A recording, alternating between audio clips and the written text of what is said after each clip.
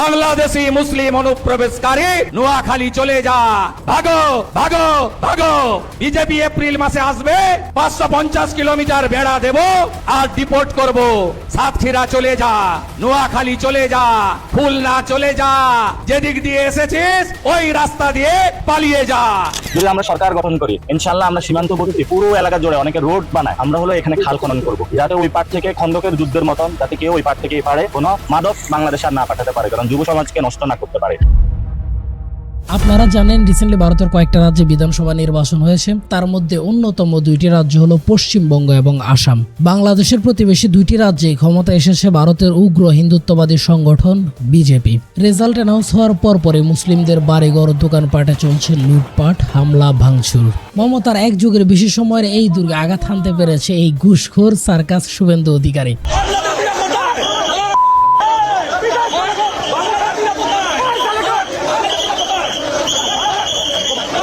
सबक सिखाना चाहिए। जैसे इजराइल सिखाया गाजा में, उस तरीके से हमारी भारत की 100 करोड़ हिंदू, देश का हिंदू हित में चल रहा है सरकार। सबक सिखाना चाहिए, जैसे ऑपरेशन सिंदूर में पाकिस्तान को हम लोग सबक सिखाया। মানে শুভেন্দুর এই সকল সার্কাস আমি খুব একটা বিচলিত হই না। পশ্চিমবঙ্গের মতো এত হিস্টোরিক হেরিটেজ সম্পন্ন এরকম একটা রাজ্যের মুখ্যমন্ত্রী হওয়ার মতো কোনো যোগ্যতা এই সার্কাসের মধ্যে নাই। যোগ্যতা না থাকা সত্ত্বেও উগ্র হিন্দুত্ববাদী সংগঠন বিজেপি এই সার্কাস শুভেন্দু অধিকারীকে পশ্চিমবঙ্গের ক্ষমতায় এনেছে ভোট চুরির মাধ্যমে, আরো ভালো ভাষায় বললে ইলেকশন ইঞ্জিনিয়ারিং এর মাধ্যমে। পশ্চিমবঙ্গের 90 লাখ ভোটারকে ইলেকশনের আগে ভোটিং লিস্ট থেকে বাদ দিয়ে দেওয়া হয়েছে, যাদের মধ্যে বেশিরভাগই মুসলিম ভোটার, যারা মমতাকে ভোট দিত বলে ধারণা করা হচ্ছিল। এই যে 90 লাখ ভোটারকে বাদ দিয়ে দেওয়া হয়েছে, এটা কিন্তু ভোটের ফলাফলে অনেক বড় প্রভাব ফেলছে বা অনেক বড় প্রভাব রাখছে। ভোটিং অ্যানালাইসিস করে দেখা যায় বিজেপি জয়ী হয়েছে এরকম 105টি আসনে। যেই পরিমাণ ভোটের ব্যবধান রয়েছে বিজেপি জয়ের পেছনে, সেই ব্যবধানের চাইতেও বাদ দেয়া ভোটারের সংখ্যা বেশি। এটা তো গেলে ইলেকশনের আগের ইঞ্জিনিয়ারিং, কিন্তু ইলেকশনের দিন কেন্দ্র দখল, মারামারি, ভোট কেন্দ্র দখল, সাথে করে মমতার বা তৃণমূল কংগ্রেসের এজেন্টদেরকে কেন্দ্রে ঢুকতে না দেয়া, কেন্দ্র থেকে জোর করে বের করে দেয়া, এরপর ফলাফলের সময় ফলাফল ম্যানিপুলেশন, এই জিনিসগুলো তো হয়েছে। এগুলো আপনারা আশা করি ইতিমধ্যে জেনে গেছেন। স্পেশালি ইন্ডিয়ান প্রমিনেন্ট ইউটিউবার ধ্রুব রাঠি এবং আকাশ ব্যানার্জির সিরিজ ভিডিওগুলোতে আপনারা এটা সম্পর্কে জেনেছেন। তাই আমার আজকের ভিডিওতে কিভাবে ইন্ডিয়া ইলেকশন ইঞ্জিনিয়ারিং করা হয় বা কিভাবে ইলেকশন ইঞ্জিনিয়ারিং করে এখানে মমতাকে হারিয়ে দেওয়া হয়েছে, এটা নিয়ে ডিটেল আলোচনা করব না। ক্ষমতা এসে ওরা ওদের রাজ্যের মুসলমানদেরকে তো নির্যাতন করতেছে, লুটপাট করতেছে, সাথে করে ওরা বাংলাদেশকে 2টি তাজা লাশ উপহার দিয়েছে। এই রাজ্যগুলোতে বিজেপি জয়ী হওয়ার পর আমাদের চিন্তা এখন শুধুমাত্র বর্ডার কিলিং এর মধ্যে সীমাবদ্ধ রাখলে চলবে না, আমাদের সংখ্যা এখন আরো অনেক বড় হয়েছে। এই যে নির্বাচনের সময় 90 লাখ ভোটারকে তারা ভোটিং লিস্ট থেকে বাদ দিয়ে দিয়েছে, ইন্ডিয়া দাবি করছে এরা গুজবেটিয়া, বিজেপি দাবি করতেছে এরা গুজবেটিয়া। গুজবেটিয়া মানে হচ্ছে বহিরাগত। বহিরাগত কারা? মানে বহিরাগত বলতে কোন দেশ থেকে এরা এসেছে? কোন রাগ ডাক রাখা ছাড়াই কেন্দ্র সরকার মানে বিজেপি সরকার বলতেছে এরা বাংলাদেশি। তার মানে অদূর ভবিষ্যতে এরা এই 90 লাখ বাংলাদেশিকে বাংলাদেশে পাঠিয়ে দিতে চায়, যার মধ্যে বেশিরভাগই মুসলিম। সিমিলার কেস আমরা আসামের ক্ষেত্রেও দেখতে পাচ্ছি। আসামেও মুসলিম নির্যাতন, মুসলিমদের বাড়িঘরে বুলডোজার চালানো, মুসলিমদের ডিটেনশন ক্যাম্পে আটকে রাখা, আর এর পেছনের অন্যতম দাবি হচ্ছে এরা বাংলাদেশে অনুপ্রবেশকারী। এখন ভারতের চা হচ্ছে, ভারতের কেন্দ্রীয় সরকার বা বিজেপি সরকারের চা হচ্ছে বাংলাদেশ প্রতিবেশী ভারতের যে রাজ্যগুলো আছে ওই রাজ্যগুলো থেকে অন্তত পক্ষে 1 কোটি মুসলিম সম্প্রদায় এবং নিম্ন বর্গের হিন্দু যারা আছে, মানে দলিত সহ আরো নিম্ন বর্গের হিন্দু যারা আছে, শূদ্র নাম শূদ্র যারা, তাদের মধ্যে প্রায় 1 কোটি জনগোষ্ঠীকে তারা বের করে দেবে, কারণ তারা অনুপ্রবেশকারী, অবৈধ। আর অবৈধ কোন দেশের? বাংলাদেশের। তার মানে তারা বাংলাদেশে এদেরকে পুশিং করবে, এবং এটা কিন্তু অলরেডি শুরু হয়ে গেছে। ইন্ডিয়া অলরেডি বাংলাদেশে এদেরকে অবৈধভাবে পুশিং করতেছে। এবার একবার ঠান্ডা মাথা চিন্তা করুন, ভারত যদি 1 কোটি না 1 কোটির 3 ভাগের 1 ভাগ যদি বাংলাদেশের উপর চাপিয়ে দেয়, মানে অন্তত পক্ষে 30 লাখ যদি বাংলাদেশের উপর চাপিয়ে দেয়, তাহলে বাংলাদেশের কি অবস্থা হবে? বাংলাদেশের সভরেন্টি, সার্বভৌমত্বের কি অবস্থা হবে? আমরা অলরেডি 12 লাখ রোহিঙ্গার বোঝা মাথার উপর আমাদের চাপিয়ে আছে, আমরা এই বোঝা টেনে নিতে হচ্ছে 10 বছরের বেশি সময় ধরে। তার উপরও যদি আরো 90 লাখ ভারতীয় এসে আমাদের কপালে জুটে, তাহলে আমাদের সার্বভৌমত্ব বলে আর কিছু থাকবে? এখন প্রশ্ন হচ্ছে, ভারতের এই অবৈধ বাংলাদেশের ভেতর পুশিং ঠেকাতে, সাথে করে বাংলাদেশ সীমান্তে বর্ডার কিলিং বন্ধ করতে বাংলাদেশ সরকারের করণীয় কি কি, বিপরীতে বাংলাদেশ সরকার কি কি করছে, এই জিনিসগুলো নিয়ে আজকের ভিডিওতে আলোচনা করব। ভিডিওটা একটু লম্বা হতে পারে, একটু সময় নিয়ে বসবেন। আমাদের ভিডিও যদি আপনাদের ভালো লেগে থাকে তাহলে এরকম আরো ভিডিও বানানোর জন্য আপনারা আমাদেরকে সাহায্য করতে পারেন। আপনাদের সাহায্য পেলে আমরা এরকম আরো অসংখ্য কোয়ালিটিফুল ভিডিও আপনাদের সামনে নিয়ে আসতে পারবো। আমাদেরকে সাপোর্ট করতে পারেন www.afsarquest.com এ গিয়ে। Please support us, your support matters. প্রথমে আসি সীমান্ত হত্যায়। 2 দিন আগে ভারত বাংলাদেশকে জোড়া ডেড বডি উপহার দিয়েছে। বাংলাদেশের মানুষ এটা নিয়ে আবেগ আপ্লুত, মানুষ বিক্ষোভ করতেছে, প্রতিবাদ করতেছে, নানা ধরনের সোশ্যাল মিডিয়াগুলোতে লেখালেখি করতেছে। কিন্তু আপনাদেরকে যদি প্রশ্ন করি, বাংলাদেশের যারা রাষ্ট্র পরিচালনা করে বা আরো স্পেসিফিক ভাবে যদি বলি, প্রধানমন্ত্রী তারেক রহমান কিংবা আমাদের স্বরাষ্ট্রমন্ত্রী এটা নিয়ে টু শব্দটুকু করেছে বলতে পারবেন? টু শব্দটুকু করে নাই। বাংলাদেশের সীমান্ত হত্যায় বাংলাদেশ রাষ্ট্রপক্ষের একটা অপ্রকাশিত সমর্থন থাকে। এটা বুঝতে হলে আমাদেরকে একটু জুম আউট করতে হবে, জুম আউট করে বিগার লেন্সে দেখতে হবে। এই জন্য আমাদেরকে একটু ডিপ ড্রাইভ করতে হবে, আমাদেরকে ডেটা অ্যানালাইসিস করতে হবে এবং কিছু প্রশ্ন করতে হবে। চলেন সেটা করি। বাংলাদেশ বর্ডারে ইন্ডিয়ান বিএসএফ বাংলাদেশি ফেলানিকে মেরে কাঁটাতারে ঝুলিয়ে রাখে, আর চীনা বর্ডারে চীনা সেনারা ইন্ডিয়ান বিএসএফ কে মেরে ভর্তা বানায়। পাকিস্তান বর্ডারেও পাক সেনারা ইন্ডিয়ান সেনাদেরকে চা খাওয়ায় আপ্যায়ন করে। অর্থাৎ বাংলাদেশ বর্ডারে ইন্ডিয়া হচ্ছে বাঘ, আর চীন পাকিস্তান বর্ডারে ইন্ডিয়া হচ্ছে ভেজা বিড়াল। এখন প্রথম প্রশ্ন হচ্ছে, যে ইন্ডিয়ান বিএসএফ চীন পাকিস্তান বর্ডারে ভেজা বিড়াল, সে একই বিএসএফ কিভাবে বাংলাদেশ বর্ডারে এসে বাঘ হয়ে যায়? ইন্ডিয়ার সাথে বর্ডার শেয়ার করে মূলত 6টি দেশ: পাকিস্তান, চীন, নেপাল, ভুটান, মায়ানমার এবং বাংলাদেশ। আর বাংলাদেশের সাথে ইন্ডিয়ার সবচেয়ে বড় বর্ডার, যেটার দৈর্ঘ্য প্রায় 4097 কিলোমিটার।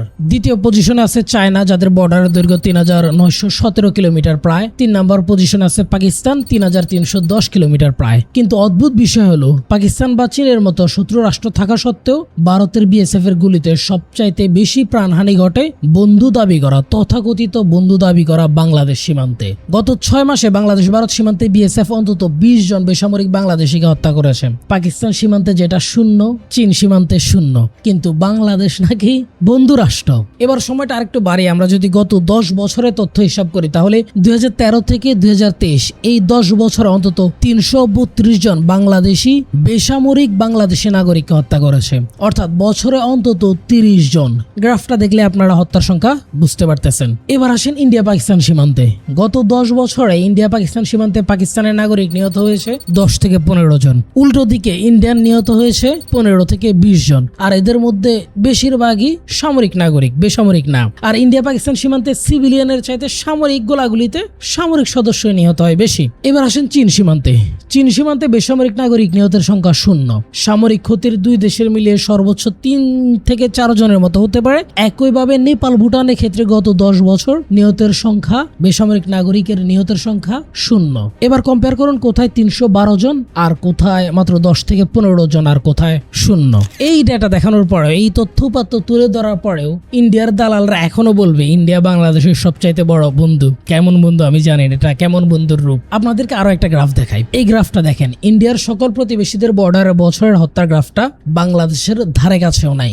এবার একবার কল্পনা করুন, বাংলাদেশ যদি পাকিস্তান কিংবা চীনের মতো একইভাবে রেসপন্স দেখাতে পারত, তাহলে কি ভারত বাংলাদেশ সীমান্তে এই সাহস দেখাতে পারত?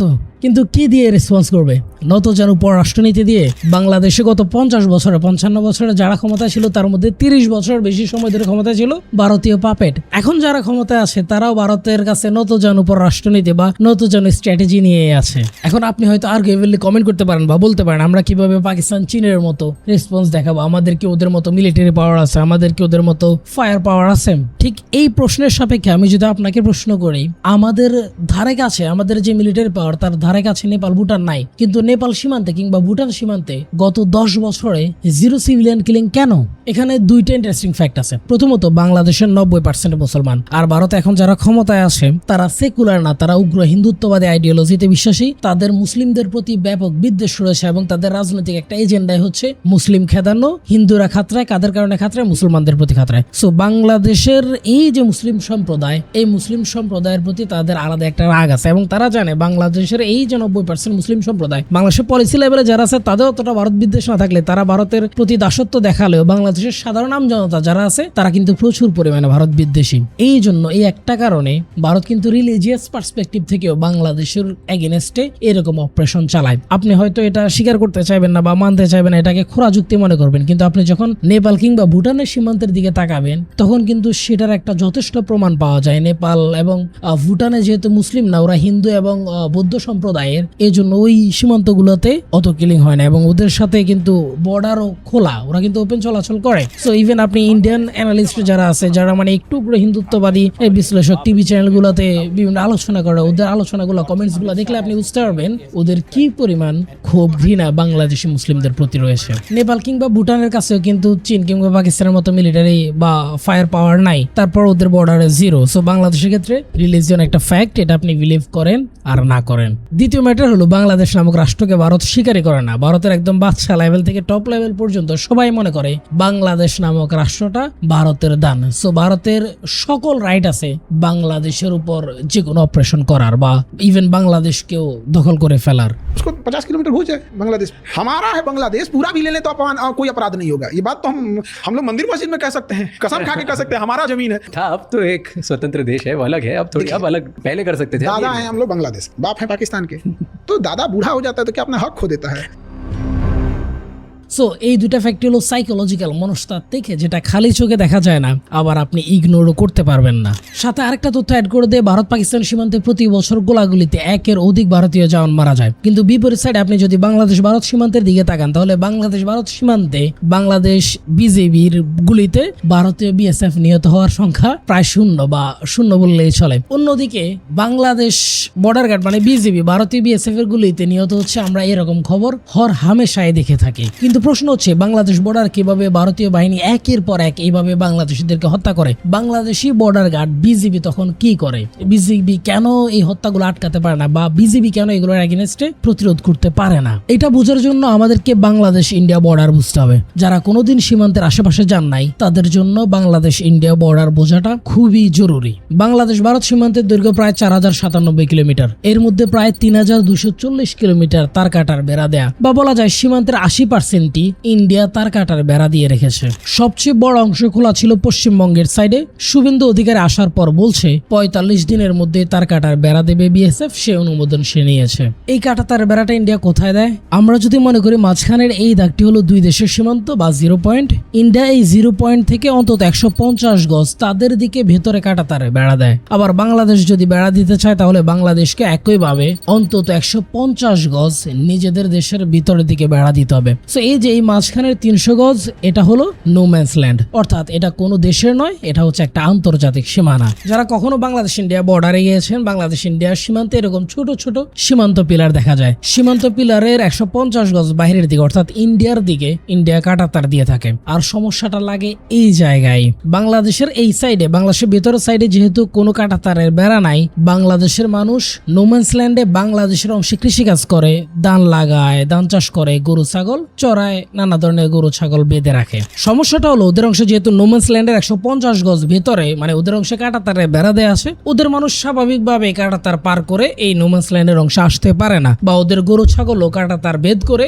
এই নো ম্যানস ল্যান্ডের ওদের অংশে আসতে পারে না। সো বাংলাদেশের অংশে যেহেতু বাংলাদেশের কৃষকরা কৃষিকাজ করে থাকে, বাংলাদেশের কৃষকরা নানা সময় তাদের এখানে গরু ছাগল বেঁধে রাখে। সো অনেক সময় দেখা যায় গরু ছাগল ছুটে গিয়ে ওই ইন্ডিয়ার অংশে চলে যায়। আপনারা যারা গ্রামে গরু ছাগল চাষ করেন তারা দেখেন যে গরু ছাগল বাঁধলে যে কোনো সময় ছুটে গিয়ে তারা অন্যত্র অন্যের টান খেতে লেগে যায়। সো একইভাবে বর্ডারও সেম হয়, নিজের অংশে গরু ছাগল বেঁধে রাখলেও গরু ছাগল ছুটে গিয়ে ইন্ডিয়ার অংশে চলে যায়। সো যখন বাংলাদেশের কোনো কৃষক বা কোনো ফ্যামিলির কোনো একজন সন্তান ওই গরু নিয়ে আসতে যায়, কোনো একজন শিশু কিশোর ওই গরু নিয়ে আসতে যায়, ইন্ডিয়ান বিএসএফ মনে করে এরা গরু চোরা কারবারের সাথে যুক্ত, সেটা মনে করে তারা এদেরকে গুলি চালায়। একই সাথে আমরা দেখেছি সীমান্তে কৃষিকাজ করতে গিয়েও কৃষকদের উপরও ইন্ডিয়ান বিএসএফ দৌড়ে দৌড়ে গুলি চালাচ্ছে। আপনারা এই ভিডিও ক্লিপটা দেখেছেন, এই ভিডিও ক্লিপে দেখা যাচ্ছে ইন্ডিয়ান বিএসএফ মনে হচ্ছে বাংলাদেশের সীমান্তের ভিতর ঢুকে বাংলাদেশি কৃষককে গুলি করতেছে, কিন্তু বিষয়টা এরকম না। ওরা ওই ইন্ডিয়ান নো ম্যানস ল্যান্ডের মধ্য থেকেই বাংলাদেশি কৃষককে গুলি করতেছে। আবার আপনারা দেখে থাকবেন বাংলাদেশ ইন্ডিয়া সীমান্তে প্রায় সময় বাংলাদেশের অনেক শিশু মারা যায়, শিশুদের লাশ নিয়ে আসতে হয়। ইভেন নেত্র নিউজে একটা প্রতিবেদন উঠে আসছে যে ইন্ডিয়ান বিএসএফ টার্গেট করে বাংলাদেশের শিশুদেরকে হত্যা করতেছে। এখন প্রশ্ন হচ্ছে সীমান্তে কি ইন্ডিয়ান বিএসএফ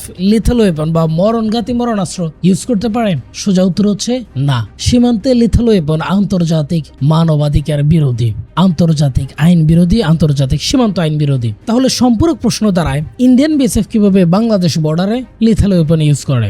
দুইটা কারণ আছে এখানে। বিএসএফ থেকে দাবি করা হয় সীমান্তে চোরাচালান, মাদক, গরু পাচার রোধে বিএসএফ গুলি চালায়, কিন্তু প্রশ্ন হচ্ছে 5 থেকে 7 বছরের শিশুরাও কি এ সকল মাদক চোরাচালানের সাথে জড়িত, বা শিশুদের এগেনস্টে কি এ সকল লিথাল ওয়েপন ইউজ করা যায়? আন্তর্জাতিক আইন বলে না, ইউজ করা যায় না। ইভেন সীমান্তে যদি চোরাচালানের কথাও ধরি, ইন্ডিয়া থেকে সীমান্ত দিয়ে বছরে মিলিয়ন মিলিয়ন ডলারের গাঁজা, ইয়াবা, হেরোইন বাংলাদেশে ঢোকে, এবং আন্তর্জাতিক মানবাধিকার সংস্থা হিউম্যান রাইটস ওয়াচ, অধিকার সহ, অ্যামনেস্টি ইন্টারন্যাশনাল সহ অসংখ্য প্রতিবেদন উঠে এসেছে এই সকল মাদক চালান ইন্ডিয়ান বিএসএফ ও রাজনৈতিক নেতারা সরাসরি যুক্ত থাকে। অর্থাৎ বাংলাদেশের মধ্যে মাদক স্মাগলিংয়ে, মাদক পাঠানো, ইয়াবা পাঠানো, এই সকল মাদক চোরাচালানে ইন্ডিয়ান রাজনৈতিক নেতারা সরাসরি যুক্ত থাকে। এমনকি বর্ডার গার্ডে যারা আছে বিএসএফ সদস্যরাও জড়িত থাকে। আর বাংলাদেশ থেকে পাচার হয়ে ইন্ডিয়া যায় গোল্ড, সোনা। মানে বিষয়টা দেখছেন, কারবারটা দেখছেন? বাংলাদেশ থেকে যায় সোনা, ইন্ডিয়া থেকে আসে ইয়াবা। এছাড়া ইন্ডিয়া এবং মিয়ানমার বর্ডার দিয়ে মাদক চোরাচালান বাংলাদেশের চাইতে অনেক অনেক বেশি হয়। তবুও মিয়ানমার সীমান্তে এত বেশি নিহত হতে কিন্তু দেখা যায় না। গরু পাচারের কেসটা দেখেন, গরু পাচার হলে এখানে দুই দেশের পাচারকারীরা বা দুই দেশের স্মাগলাররাই জড়িত থাকে। ইন্ডিয়ার অংশ একটা, বাংলাদেশের অংশ একটা। ইন্ডিয়া থেকে গরু পাচার করা হয় বলেই তো বাংলাদেশের অংশে ওই গরু পাচারকারীরা যায়। ইন্ডিয়া থেকে যদি আটকানো হয় বাংলাদেশের অংশ থেকে, তো এরা যাবে না গরু নিয়ে আসতে। সো আপনি কখনো দেখবেন না এই গরু পাচার কারণে ইন্ডিয়ার অংশে ইন্ডিয়ান কোনো পাচারকারীকে গুলি করে হত্যা করা হয়েছে। শুধুমাত্র বাংলাদেশিদের টার্গেট করেই হত্যা করা হয়। কিন্তু কেন? উত্তর হচ্ছে বাংলাদেশ বর্ডারের শুট টু কিল নীতি এবং দণ্ডহীনতার সংস্কৃতি। বিএসএফ বাংলাদেশ সীমান্তে যত মানুষকে হত্যা করে কিংবা হত্যা করা হোক না কেন, তাদের কখনো বিচারের মুখোমুখি হতে হয় না। ফলে তারা নির্দ্বিধায় এই কাজ চালিয়ে যায়, কারণ তাদেরকে কখনো বাংলাদেশিদেরকে হত্যা করার জন্য জবাবদিহিতার আওতায় বা জবাবদিহি করতে হয় না। দ্বিতীয় কারণ হচ্ছে বিগ ব্রাদার মানসিকতা। ওরা 71 আমাদেরকে হেল্প করছে, তাই ওরা চাইলে যে কোনো কিছু আমাদের সাথে করতে পারে। এছাড়া বাংলাদেশের সাথে ইন্ডিয়ার অত্যন্ত সেনসিটিভ জায়গা চিকেন নেক রয়েছে। ইন্ডিয়া মনে করে বাংলাদেশের উপর তারা যদি একটু কড়াকড়ি থাকে, এরকম আগ্রাসন দেখায়, তাহলে বাংলাদেশ চিকেন নেকের এগেনস্টে খুব শক্ত পজিশন নেবে না। সো তারা স্ট্র্যাটেজিক কারণে বাংলাদেশকে একটা চাপে রাখে। সো তারা তাদের স্ট্র্যাটেজিক কারণে বাংলাদেশকে চাপে রাখতে এই কাজটা করে থাকে বলে ধারণা করা হয়। আর এই দুইটা কারণের চাইতে অন্যতম একটা কারণ হচ্ছে বাংলাদেশের দুর্বলতা। সীমান্তে বাংলাদেশিদের পাখির মতো গুলি করে হত্যার কারণে বাংলাদেশ কখনো তীব্র প্রতিক্রিয়া দেখায়নি। ফলে এটা ইন্ডিয়াকে পরোক্ষভাবে উৎসাহ যোগায় সীমান্তে বাংলাদেশিদের হত্যা করার জন্য। কারণ কোনো দেশের কোনো সীমান্তে দেশের কোনো গরিব পরিবারের ছেলে গুলি খেয়ে মরলে এতে রাষ্ট্রের কিংবা রাষ্ট্রের রাজনীতিবিদ, এমপি, মন্ত্রীদের কোনো কিছু যায় আসে না। তারেক রহমান কিংবা স্বরাষ্ট্রমন্ত্রী সালাউদ্দিন আহমেদ কিংবা হাসিনা কিংবা আসাদুজ্জামান, এদের কিচ্ছু যায় আসে না। মরলে গরিবের পোলা মরতেছে। আর এই সামান্য গরিবদের জীবনের জন্য বন্ধু রাষ্ট্রের সাথে যারা এই দেশের পলিটিশিয়ানদের ক্ষমতায় টিকিয়ে রাখে, তাদের সাথে কি সম্পর্ক নষ্ট করবে? করবে না। এজন্য গরিবের পোলা মরলে সীমান্তে মরে রাষ্ট্রের উচ্চ শ্রেণীর কোনো টু শব্দটিকেও বের হয় না।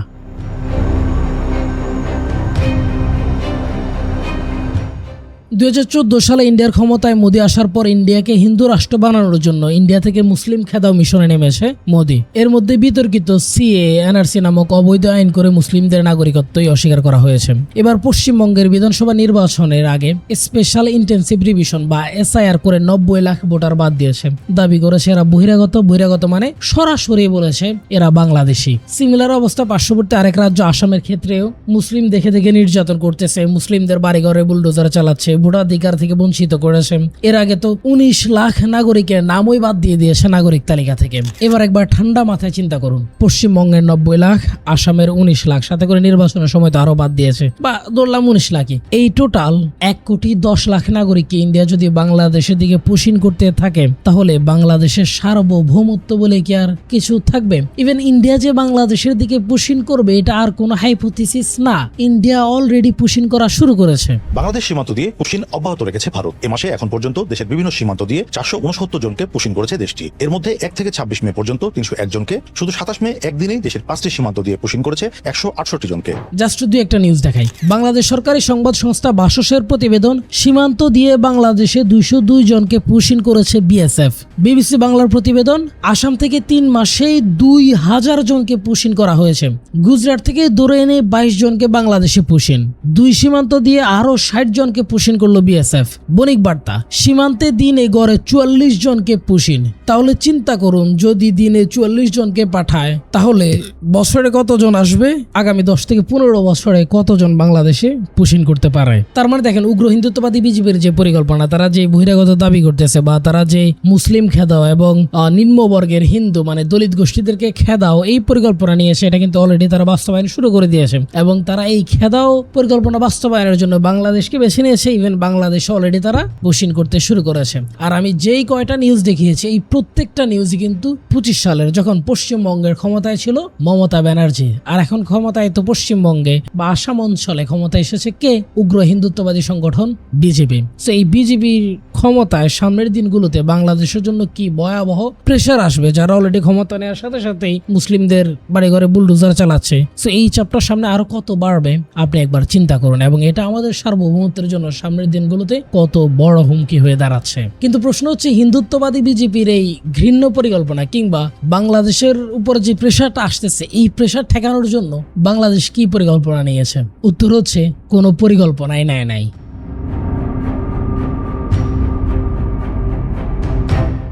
এখন প্রশ্ন করতে পারেন, ভারতের এই পুশিন ঠেকাতে কিংবা এই সীমান্ত হত্যা বন্ধে বাংলাদেশ কি পরিকল্পনা নিতে পারে?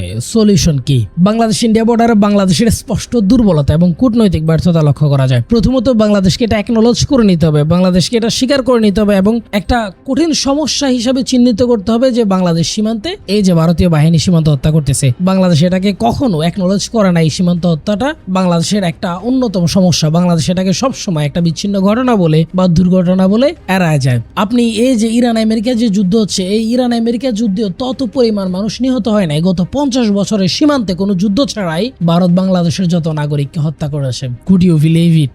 হতাশার বিষয় হলো, বাংলাদেশে যখন যারাই ক্ষমতায় আসে তারা ইন্ডিয়ান এই বর্ডার কিলিং নিয়ে একদম নিশ্চুপ থাকে, আর ইন্ডিয়ান এই বর্ডার কিলিংকে দুর্ঘটনা বা বিচ্ছিন্ন ঘটনা বলে মেনে নেয় বা চুপ থাকে। এটা সরাসরি ইন্ডিয়াকে দায় মুক্তি দেয়, আর ইন্ডিয়াকে দায় মুক্তি দেওয়ার কারণে ইন্ডিয়া এই জিনিসটা কন্টিনিউয়াসলি করে যায় বা এটাকে কন্টিনিউ রাখে। বাংলাদেশের সরকারের কাছে যেহেতু নিজের জনগণের কোনো দাম নাই, ইন্ডিয়া বাংলাদেশের জনগণকে দাম দেবে এই আশা করা তো নিতান্তই বোকামি। সো বাংলাদেশের পক্ষে প্রথম পদক্ষেপ হতে হবে এই বর্ডার কিলিংকে একটা সমস্যা হিসেবে চিহ্নিত করতে হবে এবং এটাকে অ্যাকনোলেজ করতে হবে। এটা একটা বিরাট সমস্যা হিসেবে বাংলাদেশের নাগরিকদের জীবনকে মূল্যায়ন করতে হবে। মূল্যায়ন করে আন্তর্জাতিক যে ফোরামগুলো আছে, যেমন জাতিসংঘের অধিবেশনে এই বর্ডার কিলিং নিয়ে সোচ্চার হতে হবে। বর্ডার কিলিং এর ডেটা তথ্যপাত্য এবং ইন্ডিয়া কিভাবে এই বর্ডারে আগ্রাসন দেখায় এটা সুস্পষ্ট ডাটা তথ্যপাত্য জাতিসংঘের মাধ্যমে আন্তর্জাতিক বিশ্বের কাছে এক্সপোজ করা। সাথে করে ইন্ডিয়ার সাথে বাংলাদেশের যে বাইলেটারাল মিটিং গুলো হয়, বাংলাদেশের বর্ডার ট্রানজিট নিয়ে নানা ধরনের ডিল গুলো হয়, ইন্ডিয়ার সাথে যে চুক্তিগুলো হয়, সেই মিটিং গুলোতে ইন্ডিয়াকে চাপ প্রয়োগ করে এটা নিশ্চিত করতে হবে কূটনৈতিক ভাবে যে ইন্ডিয়া বাংলাদেশ বর্ডারে কোনো লেথাল ওয়েপন ইউজ করতে পারবে না। লেথাল ওয়েপন শূন্যের কোটায় নিয়ে আসতে হবে বাংলাদেশ বর্ডারে, নয়তো বাংলাদেশ ইন্ডিয়ার সাথে কোনো ভালো ডিলে যাবে না। এইরকম প্রেশার ক্রিয়েট করতে হবে। বাংলাদেশের বর্ডারে ওরা শুট্ট কিল পলিসিতে আছে। সো এটা নিয়ে আন্তর্জাতিক ফোরাম, জাতিসংঘ থেকে শুরু করে আরো যত ফোরাম আছে, বিশ্বের যতগুলো ফোরাম আছে, এশিয়ান যতগুলো ফোরাম আছে, এগুলাতে ইন্ডিয়াকে প্রেশার ক্রিয়েট করতে হবে। সাথে করে বিজিবি এবং বিএসএফ দুই দেশের সোলজার্সদের মধ্যে বডি ক্যাম নিশ্চিত করতে হবে, নাইট ভিশন ক্যামেরা সহ সিসি ক্যামেরা নিশ্চিত করতে হবে। এটা করতে হবে দুই দেশের কূটনৈতিক পর্যায়ে আলোচনার মাধ্যমে প্রেশার ক্রিয়েট করে, যাতে করে বর্ডার কিলিং যদি হয় সেটা সুস্থ তদন্ত করা যায় কেন বিএসএফ বা বিজিবি সৈন্যরা সেই বর্ডার কিলিং এর সাথে জড়িত হচ্ছে। সুস্থ তদন্ত করলে, মানে তদন্ত প্রক্রিয়া স্বচ্ছ হলে কিন্তু এই কিলিং গুলো কমে আসবে। কিন্তু সমস্যা হলো বাংলাদেশ ইন্ডিয়া স্বার্থ রক্ষা, ইন্ডিয়াকে ট্রানজিট করিডোর, বিভিন্ন ধরনের ট্রেড চুক্তি, বাণিজ্য চুক্তি করার ব্যাপারে যেভাবে একদম শুয়ে পড়ে, খুলে দেয়, মানে বাংলাদেশের স্বার্থ আদায়ের বিষয়ে বাংলাদেশ অত শক্ত অবস্থান নেয় না। কারণ ইন্ডিয়া সবসময় ইন্ডিয়াপন্থী বা ইন্ডিয়ার স্বার্থ রক্ষা করতে পারে এরকম কাউকে ক্ষমতায় টিকিয়ে রাখে, এবং ঐতিহাসিক সময় থেকে ওইটাই হয়ে আসছে। যার ফলে বাংলাদেশে যারা ক্ষমতায় থাকে তারা স্ট্র্যাটেজিক্যালি ইন্ডিয়ার এগেইনস্টে শক্ত কোনো পজিশন নেয় না। এটাই জাতির দুর্ভাগ্য বলতে পারেন। আবার সীমান্তে বেশিরভাগ গুলিতে নিহত হতে দেখা যায় অবৈধ গরু পাচার, গরু স্মাগলিং করতে গিয়ে। কিন্তু দুই দেশের সরকারের কূটনৈতিক প্রচেষ্টার মাধ্যমে যদি সীমান্ত এলাকায় বৈধ হাট এবং কর্মসংস্থান তৈরি করা যায়, তাহলে মানুষ কিন্তু জীবনের ঝুঁকি নিয়ে আর এই পাচারে জড়িত হবে না। তো দুই দেশের কূটনৈতিক প্রচেষ্টার মাধ্যমে আন্তঃসীমান্ত বা সীমান্ত এলাকায় এরকম গরুর হাট তৈরি করতে পারে, যাতে তারা বৈধভাবে ট্রেড করতে পারে আর অবৈধ পাচারের সাথে যুক্ত হতে না হয়। তো এটা দুই দেশের পলিসি লেভেলে সহজ করা যেতে পারে। এগুলো করা গেলে সীমান্ত হত্যা অন্তত 90% কমে নিয়ে আসা যাবে। কিন্তু বাস্তবতা হলো ভারতের মতো আগ্রাসী বড় ভাই সুলভ শক্তিশালী রাষ্ট্রের সাথে আন্তর্জাতিক ফোরামে কথা বলে কিংবা কূটনৈতিকভাবে প্রেসার ক্রিয়েট করে বাংলাদেশ খুব ভালো একটা পজিশন নিতে পারবে না, বা ভারত তাদের তাদের যে আগ্রাসী আচরণ, তাদের যে আধিপত্য, ওইটা ভারত দেখাবেই। তবে জাস্ট একটা কাজ যদি বাংলাদেশ করতে পারে তাহলে ভারতের সীমান্ত হত্যা একদম শূন্যের কোটায় নিয়ে আসা সম্ভব। এবং ভারত যে এই যে অবৈধ পুশিন বা এই যে 90 লাখ প্রায় 1 কোটি জনগণকে বাংলাদেশে পুশিন করার এক ঘৃণ পরিকল্পনা নিয়ে আছে, সে পরিকল্পনা একদম ঠেকানো যাবে, সীমান্ত হত্যা জিরোর কোটায় নিয়ে আসা যাবে। কিন্তু এই কাজ করার জন্য, এই কাজ করা খুব কঠিন না, কিন্তু এই কাজ করার জন্য, এই ডিসিশন নেওয়ার জন্য বাংলাদেশপন্থী প্রো বাংলাদেশী একজন সরকারের প্রয়োজন হবে। কি সেই কাজ? আপনারা জানেন বাংলাদেশ ইন্ডিয়া বর্ডারে ইন্ডিয়ান সাইডে ইন্ডিয়া কাঁটাতারের বেড়া দিলেও বাংলাদেশ সাইডে বাংলাদেশ কোনো কাঁটাতারের বেড়া দেয় নাই। ফলে আপনি দেখবেন সীমান্ত খুঁটির 150 গজ ভেতরে কাঁটাতার দেয়া। এখন বাংলাদেশের সাইডে যেহেতু কোনো কাঁটাতারের বেড়া নেই, সহজে বাংলাদেশি কৃষকদের গরু ছাগল ছুটে গিয়ে ওই নোম্যাসল্যান্ডে মানে ইন্ডিয়ান সাইডে চলে যায়। কৃষক তখন গরু আনতে যায়, তখন এই বিএসএফ গুলি চালায়। তাই বাংলাদেশ সীমান্তেও যদি কাঁটাতার দেওয়া যায় তাহলে বাংলাদেশের কোনো নাগরিক কাঁটাতার পার হয়ে ইন্ডিয়ান বর্ডারের ওই পাশে যাইতে পারবে না, বাংলাদেশের কোনো কৃষকের গরু ছাগল কাঁটাতারের ওই পাশে যেতে পারবে না। ফলে সীমান্ত হত্যা হবে শূন্য। ইন্ডিয়া যে মাদক স্মাগলিং করে, বাংলাদেশের ভিতর মিলিয়ন মিলিয়ন ডলারের মাদক পাঠায়, এটা কিন্তু বাংলাদেশের বিজিবি আটকাইতে পারে না, কারণ বাংলাদেশের বিজিবির অত সোলজার্স নাই, অত জনবল নাই। ফলে এই যে কাঁটাতার যদি বাংলাদেশ দিয়ে দিতে পারে, ওই স্মাগলিং ও বাংলাদেশ রোধ করতে পারবে। বাংলাদেশের বিজিবির যে ক্ষমতা বা বাংলাদেশের বিজিবির যে টহল ক্যাপাবিলিটি, সেটাও কিন্তু আরেকটু বাড়বে। ইভেন আপনি যদি ভারত পাকিস্তান সীমান্তের দিকেও তাকান, সেখানে কিন্তু উভয় পাশ থেকে এই কাঁটাতার দেয়া, যার এক পাশের কাঁটাতারে নিয়ন্ত্রণ করে পাকিস্তান, অপর পাশেরটা নিয়ন্ত্রণ করে ভারত। এই বর্ডারের প্রায় 93% কাঁটাতার দেয়া, যেটাতে কাঁটাতার দেয়া নাই সেটা হচ্ছে দুর্লভ জায়গাগুলোতে, যেগুলো দিয়ে এমনিতে মানুষ চলাচল করে না। বাংলাদেশ সীমান্তে যেমন বিএসএফ চাইলে কাঁটাতার ওই পাশ থেকে গুলি করতে পারে, কিংবা কাঁটাতার এই পাশে নোম্যাসল্যান্ডে এসে গুলি করতে পারে, পাকিস্তান সীমান্তে কিন্তু বিএসএফ এই সাহস দেখাইতে পারে না। পাকিস্তান সীমান্তে যদি ইন্ডিয়ান বিএসএফ মানে একটা গুলি করে, পরবর্তীতে পাকিস্তান বাহিনী সেখানে আর্টিলারি ছোড়াছুরি করে। সো কাজেই পাকিস্তান সীমান্তে বিএসএফ এই সাহস দেখাতে জীবনে ভুল করে এই সাহস দেখায় না। অপরদিকে আপনি যদি বাংলাদেশ সীমান্তের দিকে আসেন, বাংলাদেশের বিজিবির তো ইন্ডিয়াকে আর্টিলারি ছোড়ার দরকার নাই, অন্তত পক্ষে কাঁটাতার তো বাংলাদেশ সরকার দিতে পারে, যাতে করে নিজেদের নাগরিকদেরকে রক্ষা করা যায়। এই কাঁটাতারে বেড়া তৈরি অনেক ব্যয়বহুল, এটা আমি জানি, কিন্তু ইন্ডিয়া যখন কাঁটাতারটা দিয়েছিল ওদের পাশে, ওরা চিন্তা করছে বাংলাদেশকে তৃতীয় শ্রেণীর দেশ, বাংলাদেশ গরিব দেশ, ইন্ডিয়া চলে যাবে, সুযোগ সুবিধা নেবে। কিন্তু এখন কিন্তু সিনারিও পাল্টে গেছে। ইন্ডিয়ার এই যে বাংলাদেশের প্রতিবেশী যে রাজ্যগুলো, এগুলোর থেকে বাংলাদেশের জিডিপি কয়েক গুণ বেশি, বাংলাদেশের ইকোনমির সাইজ কয়েক গুণ বেশি। ইন্ডিয়ান অনেক কর্মচারীরা অবৈধভাবে এসে বাংলাদেশে কাজ করে। ইভেন বিভিন্ন পত্রপত্রিকার রিপোর্টে আমরা দেখেছি ইন্ডিয়ান কত অবৈধ নাগরিক বাংলাদেশে কাজ করতেছে। সো ইন্ডিয়ান নাগরিক বাংলাদেশে ঝুঁকে, এটা গেল বর্তমান পরিস্থিতি। এটার বাইরে আপনাকে যে জিনিসটা মনে রাখতে হবে সেটা হচ্ছে ইন্ডিয়া পরিকল্পনা করতেছে 90 লাখ বা 1,10,00,000 অবৈধ ভারতীয় বাংলাদেশ ওরা পুশিন করবে। মানে ওদের তথাকথিত অবৈধ বলতে যারা বিজেপি বিরোধী, তাদেরকেই তো তারা টার্গেট করে বাংলাদেশে পাঠানোর ব্যবস্থা করতেছে। সো এই 90 লাখ বা 1,10,00,000 অবৈধ বা ইন্ডিয়ান তথাকথিত বাংলাদেশে যাদেরকে বাংলাদেশে পাঠানোর পরিকল্পনা করতেছে, ওইটার চিন্তা যদি আপনি করেন, তাহলে আপনার ওই 90 লাখের তুলনায় বর্ডার তার কাটার ব্যয় কিন্তু খুব একটা বেশি না। তখন কিন্তু আপনার সার্বভৌমত্বের প্রশ্নে, আপনার অস্তিত্বের জন্য এই কাঁটাতারের বেড়া দেয়া ফরজ। এছাড়া ইন্ডিয়ান রাজনৈতিক সিদ্ধান্ত হিসেবে যে বছরে মিলিয়ন মিলিয়ন ডলারের মাদক, ইয়াবা, গাঁজা, হেরোইন, ফেন্সিডিল এগুলো বাংলাদেশের ভিতর সাপ্লাই করে বাংলাদেশের যুব সমাজকে নষ্ট করে দিয়েছে। আপনি যদি সেই মাদক চোরাচালান আটকাইতে চান, আপনার যুব সমাজকে রক্ষা করতে চান, তাহলে আপনার এই কাঁটাতারের বেড়ার কিন্তু বিকল্প নাই।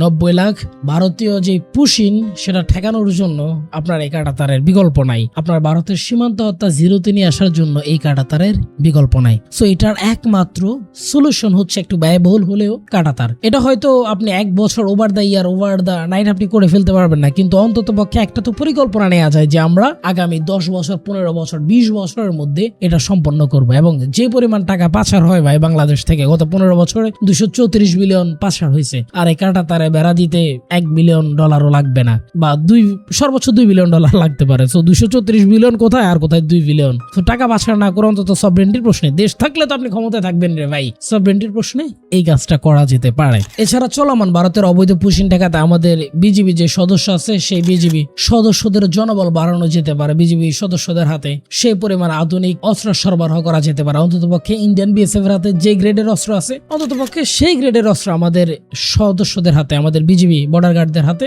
সেই ধরনের অস্ত্র সরবরাহ করা দরকার। কিন্তু আপনি যদি ফেন্সিং না করেন তাহলে আলটিমেটলি লম্বা সময় আপনি পুশিং আটকাতে পারবেন না, সীমান্ত হত্যাও বন্ধ করতে পারবেন না। আমরা দেখেছি বিএনপি সংসদ সদস্য নওশাদ জমির সংসদে প্রস্তাব তুলেছেন দেশের তরুণদের সামরিক প্রশিক্ষণ দেওয়ার ব্যবস্থা করার জন্য, এবং এইটা কিন্তু ওনার প্রস্তাব না, এটা প্রেসিডেন্ট জিয়াউর রহমানের স্বপ্ন ছিল। আমার ব্যক্তিগতভাবে বিএনপি সরকারের প্রতি প্রপোজাল হলো গোটা দেশের তরুণদের সামরিক ট্রেনিং দেওয়া, অনেক ব্যয়বহুল সামরিক ট্রেনিং দেওয়া পসিবল না হলেও অন্ততপক্ষে সীমান্তবর্তী এলাকার যে তরুণেরা আসে এবং যেই তরুণেরা আগ্রহী তাদেরকে অন্ততপক্ষে 6 মাস থেকে 1 বছরের সামরিক ট্রেনিং দেওয়ার ব্যবস্থা করা হোক। এটা অত ব্যয়বহুল হবে না এবং এটা আমাদের সভরেন্টির জন্য, ভারতীয় পুশিং ঠেকানোর জন্য, যে কোনো সময় ভারতের আগ্রাসন রুখে দেওয়ার জন্য জরুরি, অত্যন্ত জরুরি। হাসিনা পালানোর পর বিএসএফ যখন অবৈধভাবে বাংলাদেশের ভিতরে কাঁটাতার দিতে আসে তখন আমরা দেখেছি বাংলাদেশি সেনারা সেটার শক্ত প্রতিরোধ গড়ে তুলেছিল, সাথে বাংলাদেশের কৃষক সীমান্তের তরুণেরা অসীম সাহসিকতার পরিচয় দিয়েছিল। তাই আমাদের তরুণেরা রেডি আছে সার্বভৌমত্বের প্রশ্নে, নিজেদের মাতৃভূমির প্রতি ইঞ্চি মাটি রক্ষার প্রশ্নে। এখন শুধু প্রয়োজন রাষ্ট্রের সদিচ্ছার, রাষ্ট্রের সার্বভৌমত্ব ধরে রাখার সদিচ্ছার, তরুণদেরকে